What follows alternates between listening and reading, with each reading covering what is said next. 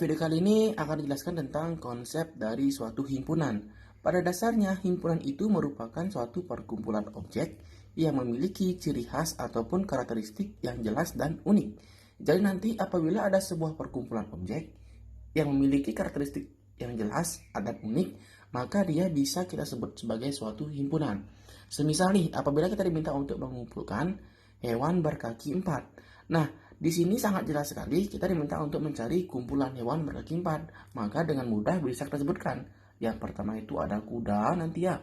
Kemudian kambing, kemudian sapi, dan lainnya. Jadi nanti apabila ada seseorang yang kita minta untuk mengumpulkan hewan berkaki 4, jadi tidak mungkin orang itu akan memasukkan ayam sebagai anggotanya.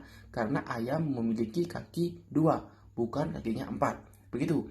Kemudian lain halnya nanti apabila kita diminta untuk mengumpulkan suatu warna yang menarik, ini merupakan suatu kumpulan yang tidak jelas ya kebenarannya. Karena kalau kita ini masukkan warna kuning, maka nanti si A bisa saja menyebut ini warna yang menarik, tetapi si B mungkin saja dia menyebutnya kuning itu warna yang tidak menarik.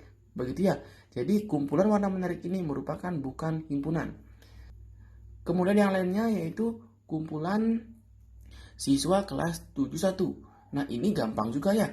Bisa kita sebutkan satu persatu. Jadi siapa-siapa saja yang masuk di kelas 71. Misalnya itu si Budi, kemudian Tono, Ani, dan Tina.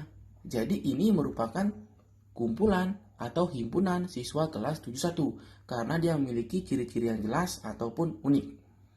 Kemudian yang lainnya yang bukan himpunan itu adalah nih, kumpulan kartun yang keren. Jadi kumpulan kartun keren ini sama seperti warna menarik.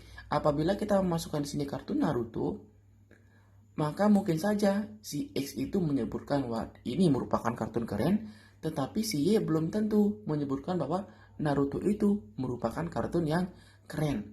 Jadi bisa kita simpulkan bahwa yang pertama ini dan yang kedua merupakan suatu himpunan karena dia memiliki karakteristik ataupun ciri-ciri yang jelas. Lain halnya dengan pernyataan yang ketiga dan yang keempat, ini bukan merupakan suatu himpunan karena dia memiliki suatu karakteristik yang kurang jelas ataupun tidak jelas, ataupun nanti nilai kebenarannya belum tentu benar, begitu ya.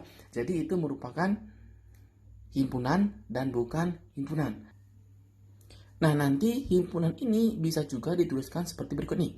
Misalnya kita diminta untuk mencari kumpulan hewan kaki 4 ini. Bisa juga disajikan dalam bentuk begini, kumpulan hewan kaki 4. Jadi bisa ditulis yaitu kurung kurawal. Kita masukkan anggota-anggotanya. Kuda, kambing, dan sapi gitu ya. Begitu juga himpunan yang kedua. Jadi ini kumpulan siswa kelas 71. Kita buat kurung kurawalnya, anggotanya kita masukkan Budi, Tono, Ani, dan Tina. Nah, jadi itu dia merupakan suatu himpunan ya. Nah, kemudian nanti dalam himpunan kita juga harus mengerti beberapa istilah dalam suatu himpunan. Yang pertama itu adalah anggota dari himpunan. Udah kita jelaskan tadi, anggota dari himpunan itu adalah anggota-anggota yang terdapat pada himpunan itu sendiri. Misalnya nih, tadi kita sebutkan kumpulan hewan yang memiliki kaki 4. Jadi anggotanya itu adalah kuda tadi ya. Kemudian kambing dan sapi tadi ya. Jadi ini merupakan anggota dari himpunan hewan berkaki 4 gitu ya.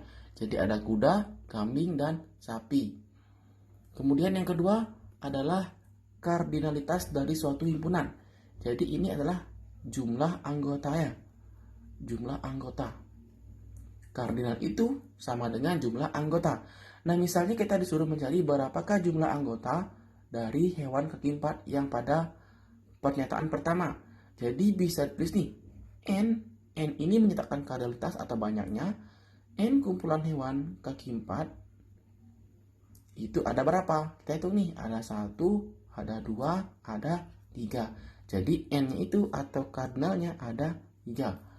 Contoh lainnya, misalnya ada himpunan A yaitu anggotanya 1, 2, 6, 7 sama 9. Kita diminta untuk mencari berapakah kardinalitas dari A atau NA. Kita hitung saja anggotanya. Ini yang pertama, yang kedua, 3, 4, 5. Jadi N dari A itu ada sebanyak 5. Jadi itu merupakan kardinalitas dari suatu himpunan. Yang ketiga, ada penulisan himpunan. Jadi selain seperti ini ya, penulisan himpunan bisa juga dituliskan sebagai berikut nih.